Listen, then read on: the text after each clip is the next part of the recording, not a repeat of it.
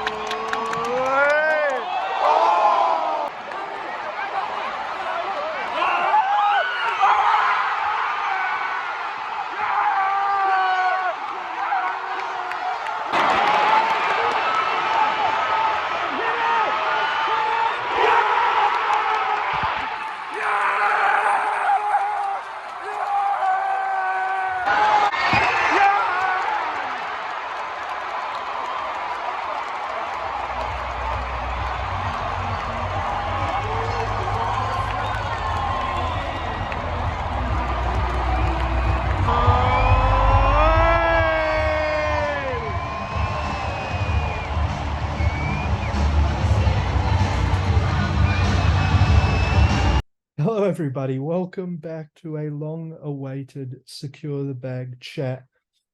I would, explain where we've been, but I think it speaks for itself. I've come bearing trophies of our travels.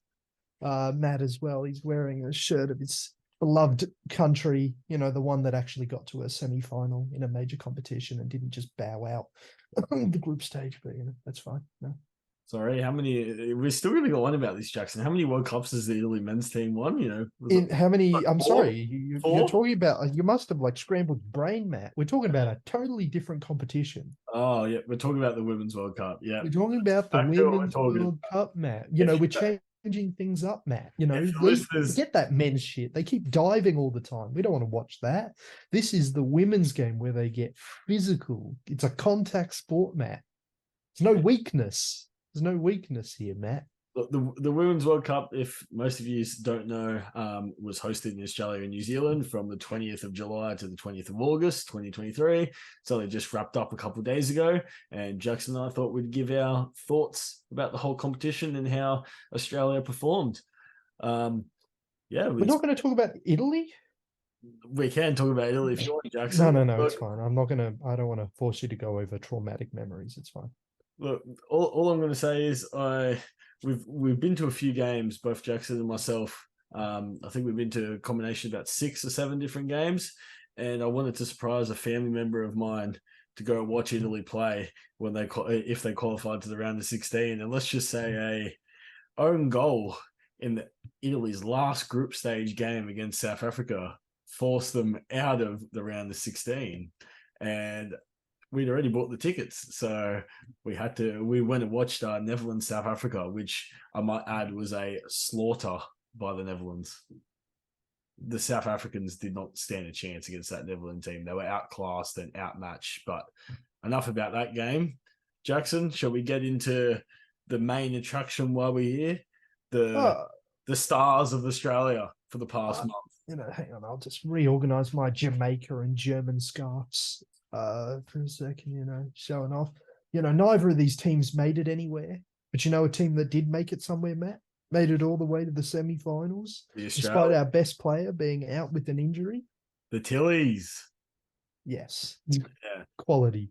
We had a chat about this before the video, and we unleashed some, underlying anger, frustration, sadness.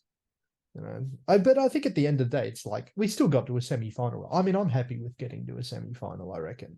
Look, it's the best finish either an Australian men's or women's team has ever done in a World Cup. So we're going to take that into consideration. Put statues of them in Queensland. Oh, look, it's a great gesture. It might be a slight bit too far.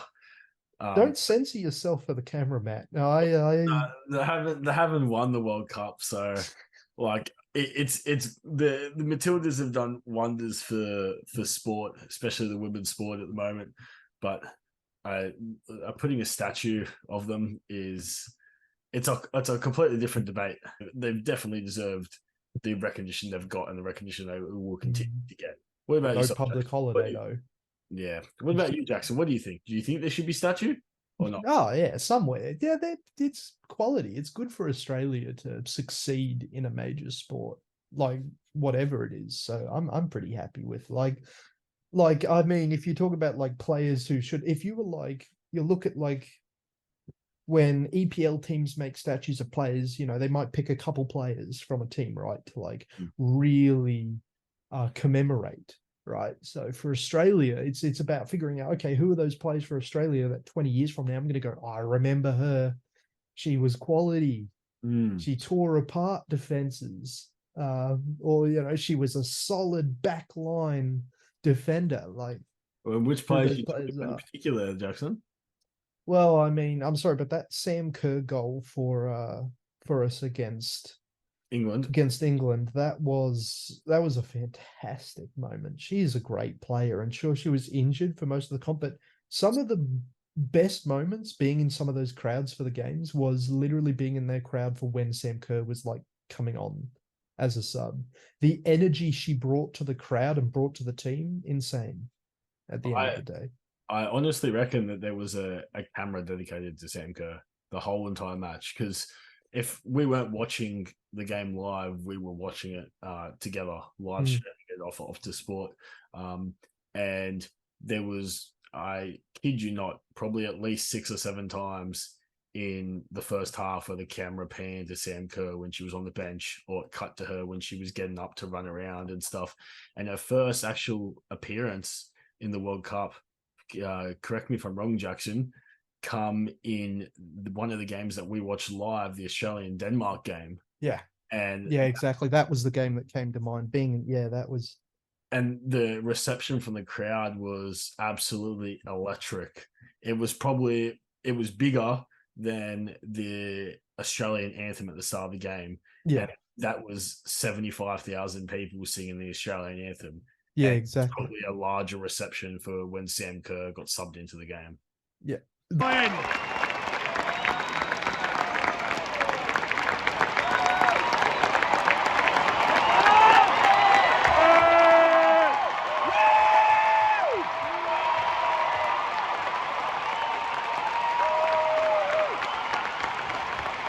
Substitutions for Australia, number 10, Bailey Bond, replaced by number 5, Ryan, and number 16, Russo, replaced by number 20, Kerr. But no, Sam Kerr, fantastic player. Like just the energy she brought, even though she wasn't on for all, but she just energized the team. But the team itself, like, did after that Nigeria result, I had so little faith. Like that Ireland game, I think we got to work through it. Like we watched that Ireland game together, Mm-hmm. and it was pretty dull. No, I can agree. The Ireland game, I think that Catley penalty was something that obviously won us the game. But after that penalty, they sort of sat back a bit, the Matildas. Hmm. And that was pretty prominent in the last 20 minutes of the game where Ireland seemed to control the rest of the game and they had more attacking chances. They had Hmm. quite a fair few corners. I don't remember how many off the top of my head, but I was genuinely nervous that Ireland was going to get an equaliser in that last 20 minutes because they Hmm. were they were they were levels above Australia in that last 20 minutes. They were Hmm. attacking, they were hungry for the ball, they were putting shots up against Mackenzie Arnold. So they were definitely challenging the Australian defence. Oh yeah, tense finish without a doubt. Mm. But yeah, I mean, I came out of that thinking, oh, we're gonna just.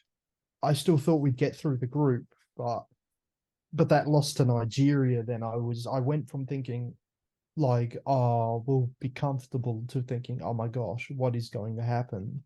Mm. Because I saw before our eyes we might not even get out of the group. I mean, we were lucky to get top. If I recall in that game, Jackson, you had some criticism for Steph Catley on that first goal, was it? That was like, I remember we like broke down all three goals and were like, Mhm. blame, blame, blame. And it was Catley, it was Kennedy, it was Arnold. I mean, that was my breakdown for one goal, respectively. The least bad mistake was from Kennedy for her goal. She just didn't close in Mm. on the Nigerian player who ended up striking that ball. She just sort of dropped off and didn't keep her mark.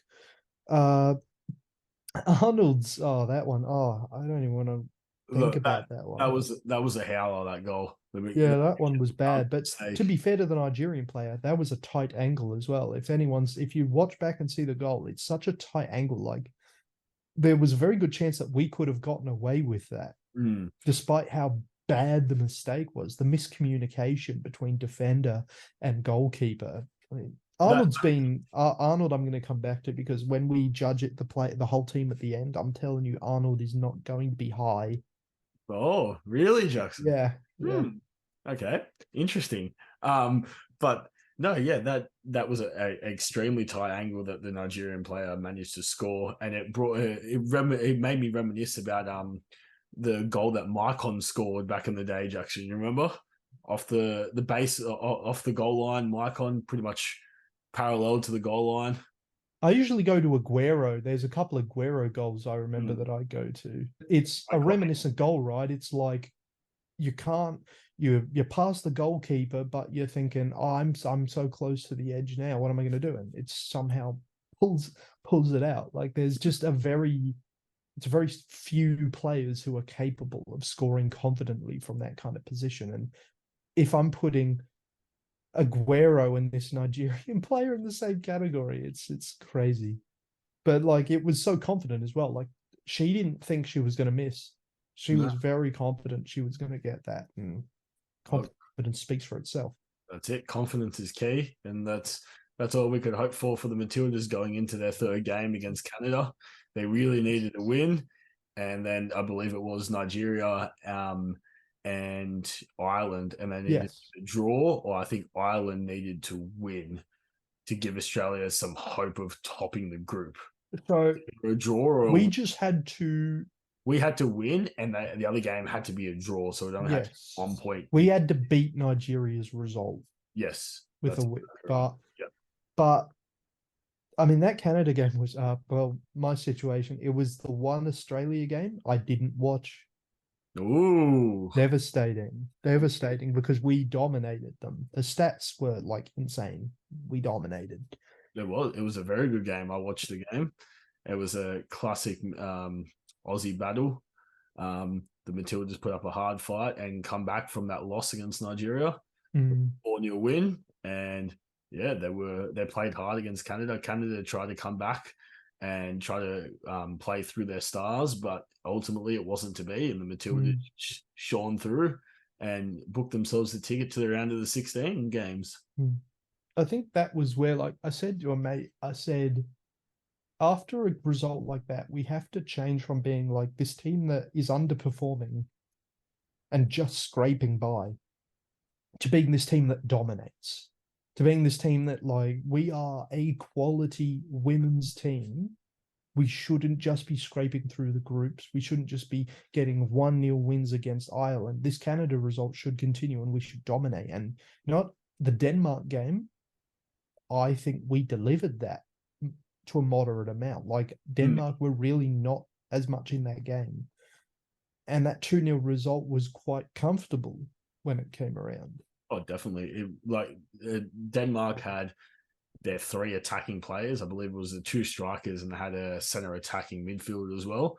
And those 3 players were the bright sparks for that Denmark team. They were playing really well between each other and had that connection. But as soon as Australia got it out to the wings, got it out to the side, they were really pushing the pace down each flank, and they were just pretty much all over them for the foreseeable part of that game. Denmark managed to come back a few times, and it looked a bit shaky in some parts for Australia, but definitely the Matildas stood up in that game and showed another level of play style that we haven't seen them play in this World Cup. I mean, they have played that play style before, but in this World Cup we hadn't seen it yet, and they definitely brought it out that game. And it was also the game that Sam Kerr debuted in this World Cup, and she managed to, I think, rack up about 30 minutes, Jackson? 35 minutes? Yeah, it was like 60, 65, I think, thereabout. Yeah. I will say, though, we had a wonderful perspective from where we were sitting in the stands for the first goal, forward. The Caitlin Ford goal, yeah.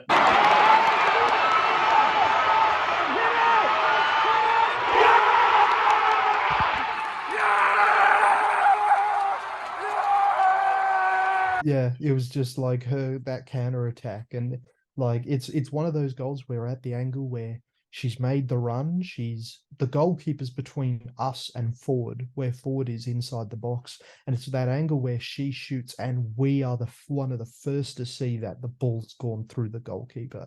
Yep. So like we see it coming, and you see the net ripple, and the roar goes up. Oh, that was Definitely that release pass by Mary Fowler to put Caitlin forward on the break was definitely a magical pass, and that led to that first goal as well. And Caitlin Ford, we know how dangerous she is when she takes on players, and that's just another example of how she's a high quality player. I'm going to put that into perspective now. So that's Fowler and Ford. So great players. It's that they for that game and for a couple other games, they were our upfront pair. Playing a 4-4-2, it was Ford and Fowler. Or it was sort of Ford and Van Egmond or Ford and Fowler. But sort of a switch between Egmond and Rasso playing a little wider than Ford and Ford can play left, but for most of these games, that four was including the two wide midfielders, left to right was Van Egmond, Ford, Fowler, and Rasso. Yep. Would be our starting pick, right? And I'm going to remember, I'm just pointing that out because when we get to the semi-final game, we're going to talk about that. I think you made a mistake in that. It would have been the switch. Yeah, no, Fowler and Van Egmond Fowler Ford. And Ford left, Rasso right. And then it was Cooney-Cross and Gorry. In the midfield. But I'm focusing on these four because I'm going to bring up something we talked about before this video. But and it worked. Basically, my point is that combination worked, and it got us the first goal. Rasso got us the second one. That one was a bit scrappier. We didn't have as good a view on that one, but the goal's a goal. The roar comes up, and you're like, "Yep, I know what that means."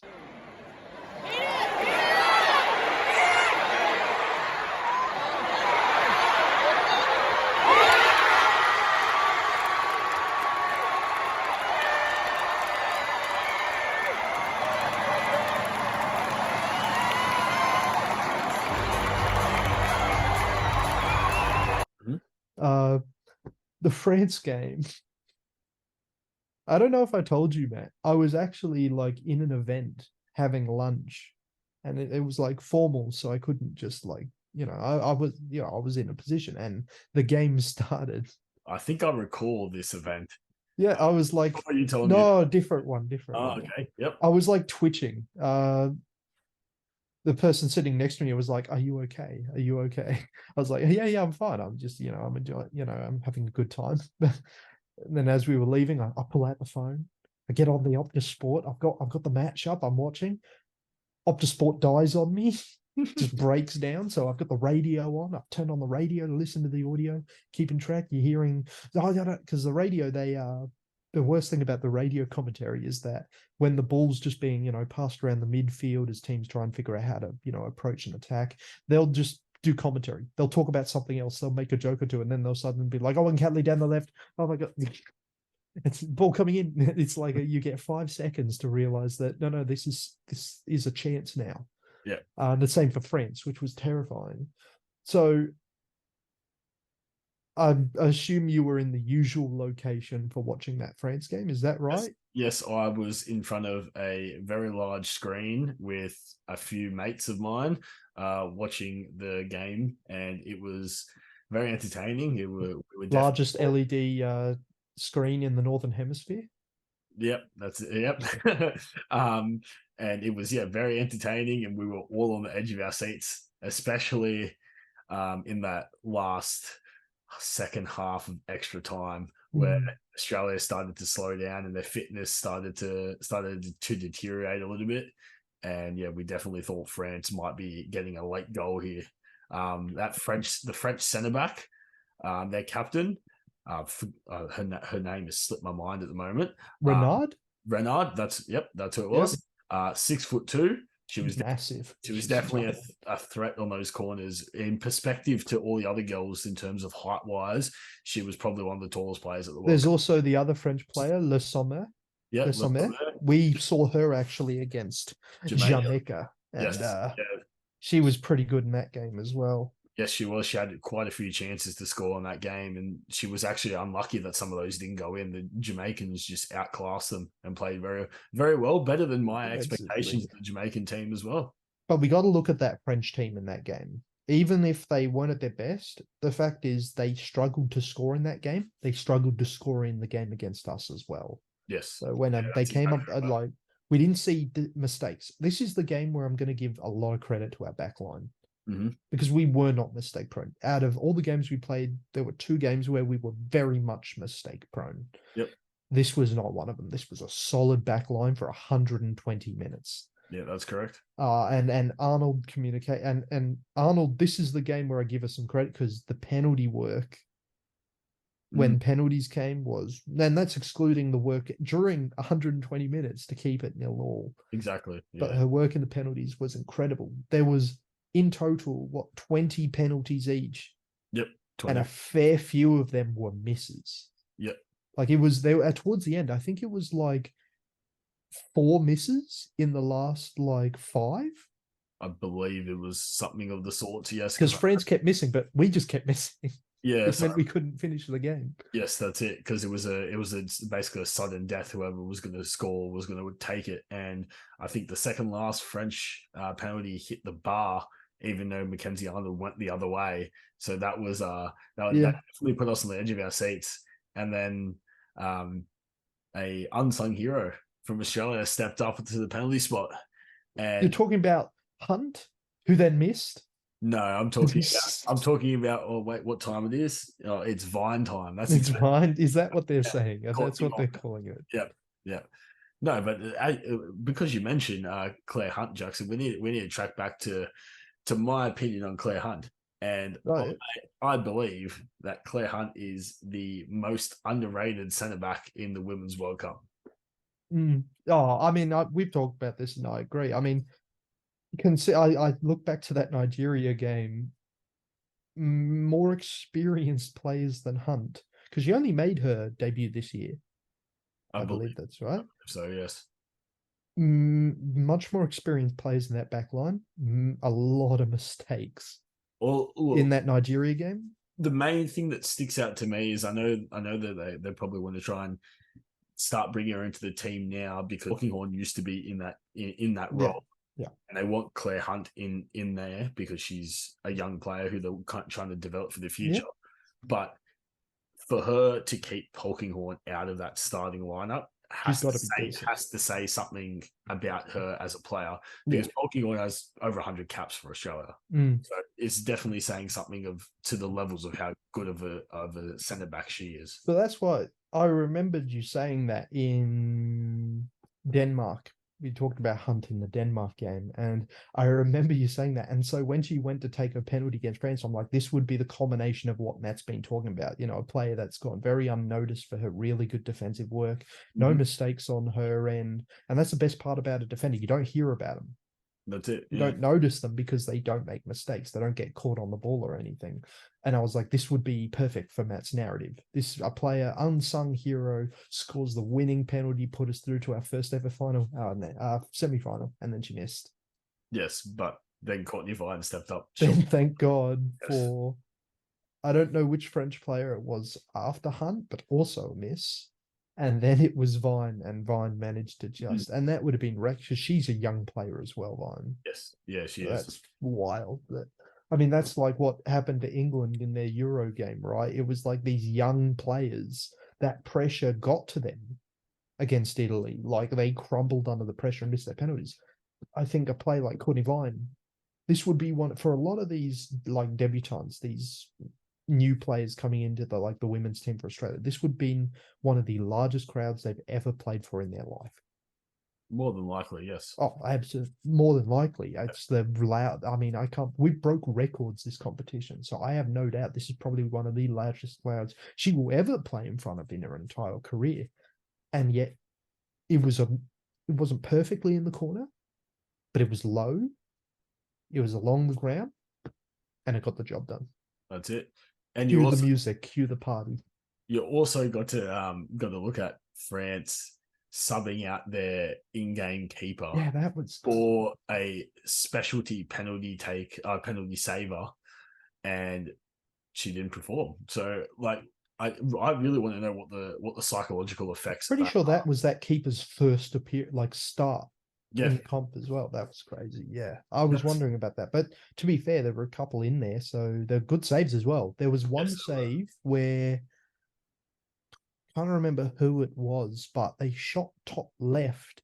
Well, they actually shot top down the middle, and Denot, who was the French goalkeeper that they subbed on, she dived, but she saw it and she actually put her hand out, and it hit her bone on her hand, and she kept it out. It was an incredible reflex save because she was diving the other way, but she had just enough like reaction to stick her hand out and bat the ball away. It was a great save. That was insane. I was scared when that save happened. I thought, like, if that's how much this goalkeeper's working to win this game, I don't trust Arnold. But he did it. So, but no, if you watch the game, it was tense. Like the reactions of the sub benches were fascinating to watch because they were just like stressing.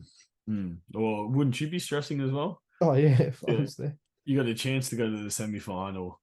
You're on a team that's been fighting hard for 120 minutes, and now you got to sit down and take the longest ever penalty shootout in the Women's World Cup, and try and make something of it. Try and pull your team into the semi-finals. So the nerves would definitely be off the Richter scale, I'd say. Crazy. I mean, but we did it. We did it. We got a brief rest, and then we found ourselves in a semi-final against England. Wish it had been Colombia, but we can't get what we want, so it was England. All I'm going to say was it was very good game from Colombia. If only the Colombian goalkeeper managed to hold on to that ball that led to the first goal. She come out to dive on the ball, miscontrolled the ball, and England ended up scoring. And if that did not happen because it was a wonder goal from Colombia, I don't know if she was actually aiming to shoot for the goal on that play, but it was a wonder goal from Colombia. Lewis, look. Oh, what a goal. Wow. What a goal. Number 10.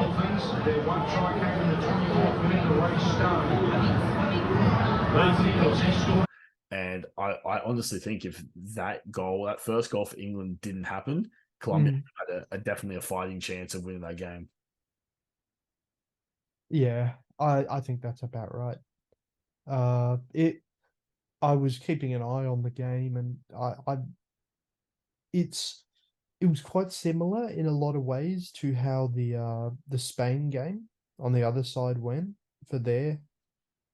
I believe that was their semi-final. So against Sweden, it's quite similar to me. It just seemed like it was an uphill battle for Colombia as it was for Sweden. And if they couldn't close it off with one goal, like I didn't think either team was going to. They were hoping, their hope was a 1-0 win.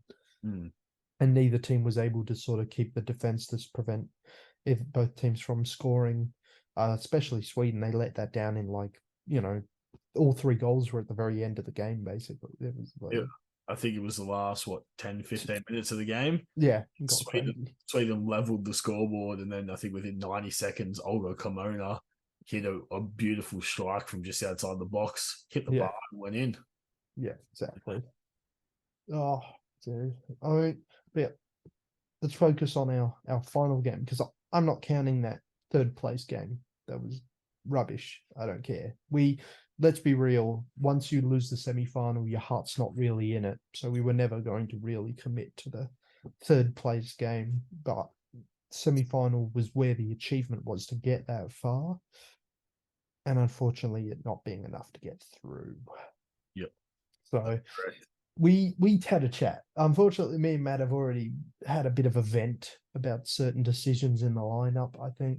Because there were some big changes from our regular team. So Kennedy wasn't playing we don't know specifically the reason. But it was stated for illness, but I'm not quite sure because she sat out of the third place game as well, which I believe that was from like a late diagnosis for concussion. So I'm not sure what made her sit out of the semi-final, but it was noted down as illness. Yeah. Well, she wasn't anyway, she wasn't on the bench even. So whatever it was ruled her out completely. That's it. It was definitely something pretty bad because she wasn't even at the stadium. She wasn't at attendance there. So it was definitely something that definitely kicked her about a fair bit. Yeah. And then, well, the other big change, otherwise our back line was basically the same. Mhm. The other big change was the decision to start Sam Kerr for her first start of the competition. You don't agree with this decision, Matt, if I recall correctly. But look, I recall that both of us didn't agree with this decision. But So odd. Yeah. there was a few points as to why both Jackson and myself didn't agree with this, and we don't want any slander back from anyone because this is just our opinion. But Sam Kerr had played less than a game of football in this whole World Cup experience, and in the most crucial game of the World Cup, they started her. And I know she's one of the 3 best players in the world, but she's still coming off a calf injury.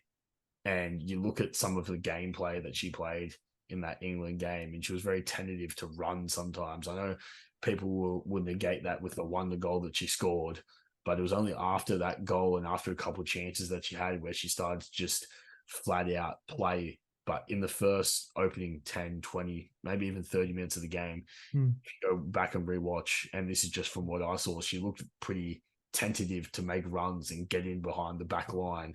And that was something that I guess attributed to me thinking maybe we should have kept her coming off the bench. Another reason I believe that she should have stayed on the bench as well is that our team was flowing. So they were running well with Catley and Ford going down that left side, providing that attack. And then we were coming from the right side as well. We had Mary Fowler in the middle with Cooney-Cross making some good facilitation. And they definitely all gelled together and they had momentum. But the key player I thought in that lineup, which may be a bit different to other people's opinions, was actually Van Egmond.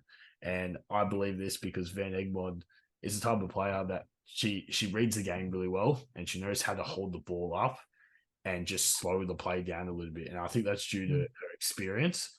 And I think that was something that we lacked in the England game. Just watching all of our attacks were trying to either go over the top and bring it down at the front. So over the top of our attacking players and try and bring it down, or try and go out wide to our players like we've been doing for the rest of the other games in this World Cup. And we saw that we saw going out wide fail time and time again because England was playing essentially 5 midfielders. And then going over the top was just sort of a haste to try and release some of our wingers. And I think that's where we needed Van Egmond just to slow the ball down a little bit and to be like, hey, we've got 5 people in the midfield here that are stacking, that are moving really well. We keep losing the ball if we go over the top. What's our best plan of attack to go from here? And I know she definitely has the skills to do that. Like I said, she's had various amounts of caps for Australia. She has plenty of experience. And her dad was actually the coach of, I believe it was Newcastle Jets for a very long period of time. So she definitely has that soccer knowledge there. Yeah, she was. I mean, I respect it. She scored her only goal in the Nigeria game, and I think that she scored it because she read the game really well and knew when to run to the box. But there was 2 goals in that Nigeria game. Sorry, Jackson. But yeah, that's right. But the only one I care about is the one that we didn't score at the end when it was completely meaningless. I've completely removed we made it 3-2 in the dying moments of the game. Who cares? It might as well be 3-1. No, I don't care. Like, for me, she scored the only meaningful goal for us in that game because it was the goal that put us ahead. It was Nigeria scored almost immediately afterwards, but it was the goal that put us ahead. It was a meaningful goal. But it was because she read the game well. So I wasn't really happy when I saw the lineup an hour before the game and saw that she'd been replaced. And as I said before, I mentioned that partnership, Fowler and Ford, because they were leading the front. But to bring in Sam Kerr to start, you had to disrupt that. And what they did is that's what they did. They pushed Ford out wide with Fowler and Kerr up the front. And like at the end of the day, Kerr did score an absolute banger, our own, our goal of the game. Yep. And at the same time, as a result, I can't say it didn't work, but like and it's not like she was also reacting to the long balls. As we said, we weren't able to play through the midfield. We weren't playing out wide. We were trying balls on the top, and there were like 2 or 3 where Senka was really close to getting onto those long balls. She was just running, and same with Fowler. They were both trying it. Like when those balls came from the back line over the top, they were really sprinting for it. The problem was the goalkeeper usually got to it before they did. Exactly. And But I think that was just the haste of trying to play over the top too fast to some of our attacking players. Just we did try, and I'm not saying it could have probably gotten us a second goal in another dimension, in a parallel dimension. One of those was a goal. Like it was a very good chance. Some of those could have been converted, but didn't work out. If one of them was converted, we'd be sitting here having another conversation. So conversation would be slightly different if one of those was converted. But at the end of the day, they weren't. They were either a bit too far and ended up in Mary Epps' hands, or it was challenged. They were challenged off the ball by some of England's defenders. So that's pretty much the ends to that. Yeah. So the strategy didn't work, even if there were a couple bright spots. And at the end of the day, England dominated most of the game. So it was a sad outcome. But I mean, I'm so proud of the players. So I really think it was a real achievement for them. Now, does that mean that I view them all the same? No. I definitely have some favorites coming out of this comp. And I think Matt, so I told you not to tell me who was your player, the player you rated the most. And I think it's time to come out with this because you said it was someone I wouldn't anticipate. Yes. Do you want me to well, you already know who my underrated player was. So I'll leave it at that. So I'll reiterate it. My underrated player for the competition and for the Matildas is Claire Hunt. But the player that I thought was the best player throughout all of Australia's games in the World Cup was Katrina Gorry. She was one of our midfield players, one of our central midfielders, and she held the ball up really well. She made great decisions. She pressed when she needed to press. She defended when she needed to defend. And she just overall, I think when she was in control of that ball and in control of the midfield, Australia were looking good and everything was connecting together. She was feeding passes out to Mary Fowler or over to her counterpart in the central midfield, Cooney-Cross. She was helping out on some tough defensive situations where, one of our defenders was caught lacking up the field and she come back to cover. I really thought that Katrina Gorry was one of Australia's, or in my opinion, Australia's best player in this World Cup.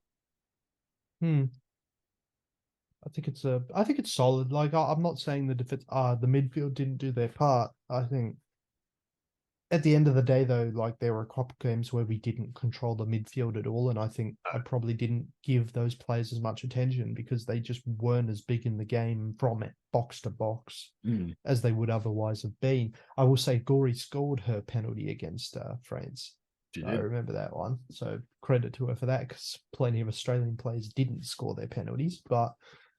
No, I don't know if I'd put Gorey. She was good. She was good, but there are other players I would put forward as being really impressive. I mean, for me personally, it was very close for a lot of players.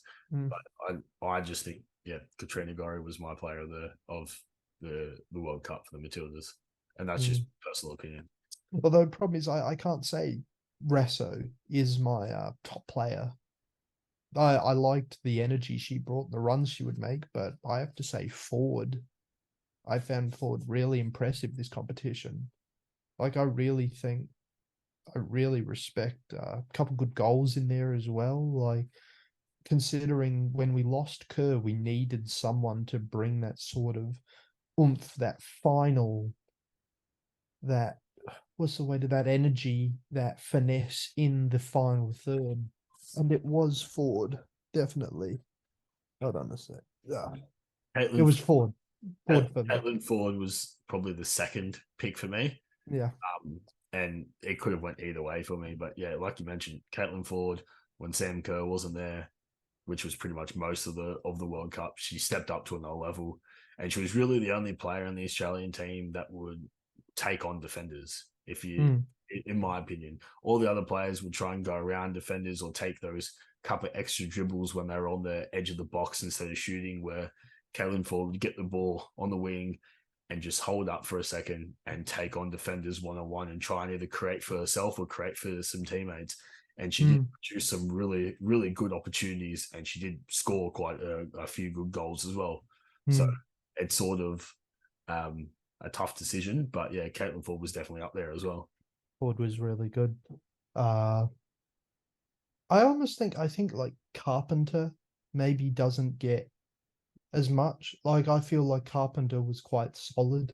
I liked Carpenter's work. She did do very well defensively. Yeah, defensively, not like the same like combo with Rasso necessarily as on the left. No, with like Catley and Van Egmond, but it wasn't as prominent with the Catley and like Caitlin Ford combination, because they're both Arsenal players as well. So so the chemistry's there. But Carpenter, I think at the end of the day, goals we did concede were not on Carpenter's watch. I think that's got to be pointed out. And her, because she's on the side with Hunt. Yeah. So her and Hunt are really looking after that right side, and the other side, the left, is a bit shaky for us at times. So I think that's worth mentioning. And yeah, the midfielders, Cooney-Cross, Gorey, solid, but I still think like the players that I respected the most were in the defense and in the forwards. Fowler is another player I've got to really reach out to. Really good respect, like a lot of respect for what she did. Especially, again, another player who had to step up with the firing power of Kerr out of the team, right? I just think all of them had to step up with Kerr out of the team. Like it's different when you have someone who's one of the best players in the world step out of the team. It's essentially like it's the equivalent of Argentina having Messi out for it is. It's other players have to step up. That's really what who didn't step up though? Arnold. I was about to ask Jackson. I heard you say some stuff. She wasn't on my list of good players for this comp. And why, Jackson? Please elaborate as to why she wasn't. Miscommunication.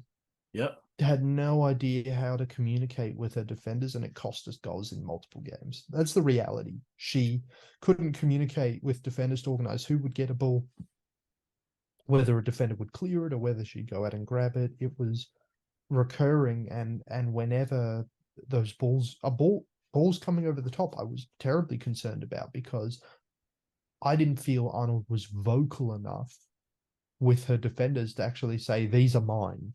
Or you need to get that. And that got us in the Nigeria game, and it got us in the England game. Is the reality. I mean, there's 2 goals that I think are 100% due to Arnold. So, I mean, I believe Catley was the defender that Arnold probably struggled to communicate the most with. I think they had no chemistry, those 2 players. I, from memory, believe that was Mackenzie Arnold had 4 clean sheets in this World Cup, but she also conceded 8 goals in the World Cup. Yes. So out of the remaining games that Matilda's played, bar those 4 games, she conceded 8 goals, Jackson. Yeah. But I'm just saying, like, I'm not saying Arnold was, at the end of the day, I have to remember what she did in that penalty shootout, but it's simply a fact that no player contributed to us conceding more in my mind than Arnold, and Catley second. Like, I just found Arnold to be, you can be very solid in a lot of games, but when it counts, you can't be that vulnerable to those sort of goals. Like, if you're going to be a top quality goalkeeper, you've got to be able to maintain that focus and that communication 100% of the time. If you're good 95% of that time, but that other 5% you are woeful, that's the 5% you're going to be remembered for. And that's exactly what happened. The goalkeepers, it's about vigilance. Every time the ball comes down, you've got to know what you're doing and know how to deal with it. And I just didn't feel that from Arnold. She's also very small for a goalkeeper. Isn't she 5'10", Jackson? 5'10", tiny. It's crazy. Oh, I mean, relative to the other players on the pitch, I think that's pretty tall. I need to see Edward Mendy and Arnold in the goals together. I need the side-by-side comparison of Well, how those two players line up. I think Edouard Mendy is the same height as me, or is maybe an inch taller than me. I think he's an inch taller than I me, think he might be an inch taller than me. which Uh, makes him 7 or 8 inches taller than Yeah, I think Mendy's like 6'6", yeah. so Arnold's 5'10". But Oh gosh, no, it's I don't know. I feel like because well, EPL's back now. I feel like having watched this Women's World Cup over the last few months, it's been a real breath of fresh air, like genuinely, compared to some of the toxicity of like the normal men's football. Like, I don't know. Did you feel that? Like, I felt it was just more enjoyable to watch at times, like, and be a fan of as well. I think we have to commend the players, the referees, everything to do with the Women's World Cup, because if you look back at it and if you see it, have an overview, you can see that if you compare it to the men's games, there was no diving unintentionally, like faking diving. I There did was see no- Spanish players faking injury a few times. Yeah, okay, we can look past that, but holistically, Yeah, the Spanish are out of screwed, male or female. It's fine. They dive in either. holistically out of the competition, there wasn't very many, time delays. There wasn't very many shows of bad sportsmanship. They all played hard. There was no, kerfuffles on the pitch or anything like that. Everything was all really well and professionally played. And then it was also really professionally refereed as well. Like the referees, I thought in this World Cup did a really good job of controlling the game, letting some things go, some physicality and stuff. I did notice that in a couple games. I was really happy with that when games were allowed to play. I really feel there were less breaks in the game, less fouls. Sometimes it was annoying because I think some were deservedly fouls, but to be fair, they let the game play. One of the things I actually really enjoyed about the refereeing was they actually pulled players up when they took 10 extra steps to Yeah, they did. it, Yeah, which was they never gave advantage though. No, for fouls. That was a bit odd. I did find. Yeah, I did notice that as well. But overall, I think everything to do with the players and how they carried themselves, their sportsmanship and their professionalism, and the referee's ability to referee the game and referee it to a good quality that people enjoy watching while also being at a professional standard or professional level was amazing. That this world, it was great to watch, like you said, as a fan, and it was great to experience in the stadium as well, because we got to see some really good atmospheres and some really good goals. Yeah, I'd say that it was. I'll tell you what, if that's what I can expect, I'll probably give a watch of the English Women's Super League, like to see if it's the same sort of stuff, because I know a fair few of our Australian team play in that competition. So or I think Arsenal, Man City, Fowler's Man City. Fowler's Man City, Sam Kerr's Chelsea, Catley and Ford are Arsenal.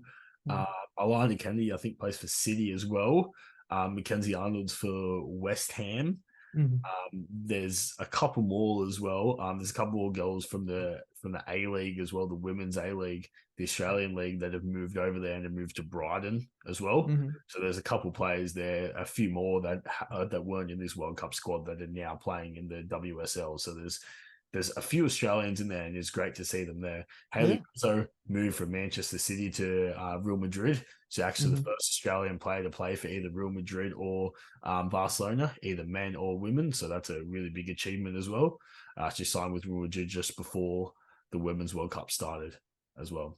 But I have been watching the Women's A League in Australia for the last few years, and I can definitely say that there's a lot of talent, and the game is definitely growing quite a lot. And well, based on what we've seen, same applies for the women's in football. Yeah, absolutely. I mean, the whole Matilda's team come through the A League at one point in time. Single player from that Matilda squad has played in the A League. Fantastic. I actually looked to try and figure out how to watch some of the women's football here in Australia. It's just available, like Yeah. replays. It's really good. Yeah, it is. It's really. I believe Sydney FC are back-to-back champions as well. Hmm. And they've actually just re-signed. It was yesterday. They've re-signed Courtney Vine, so Oh, Vine will be back in Sydney for another year. based on a World Cup performance, I assume. Yep. And then she's got to play against her Australian teammate counterpart when Western Sydney derbies occur, because Claire Hunt plays in the back line for the Western Sydney.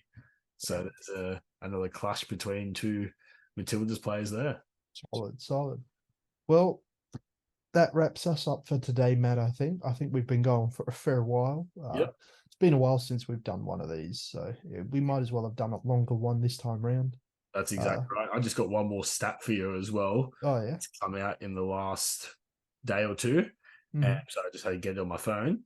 FIFA's announced that the 2023 Women's World Cup has generated close to $900 million in revenue. Awesome. That's a very refreshing stat to see, that it generated that much. And the president of FIFA come out to Australia and commented that this was the most successful Women's World Cup that he's seen. And that some of the crowds that he's seen to even just, neutral games was just amazing. Australia and New Zealand combined together are selling out arenas to watch Jamaica versus France, or Colombia versus Germany, or many other games that were there. So it was very great to see the Australian and New Zealand communities rallying around this event and supporting women's soccer. Even though New Zealand didn't even get out of the group. Whoops. They still put a good shift in, and they did qualify for the World Cup. Yeah, but they were one of those 32 teams that did qualify for the World Cup. So you got to commend every single team in this World Cup that qualified, and you also got to commend the top team that won, Spain, as well. They did a really good job in that grand final. Yeah, congrats to Spain. It's true. Oh God. All right. We'll close it off here. You'll see us again soon. I don't know how soon, but we're going to try and get a few more of these out during this very busy time for us before we kick back into gear towards midway through the EPL season and get some proper videos out for you. Yep. All right. In the meantime, I've been me. I've been joined by Matt. Thank you. And we'll see you guys next time. Thank Peace. you.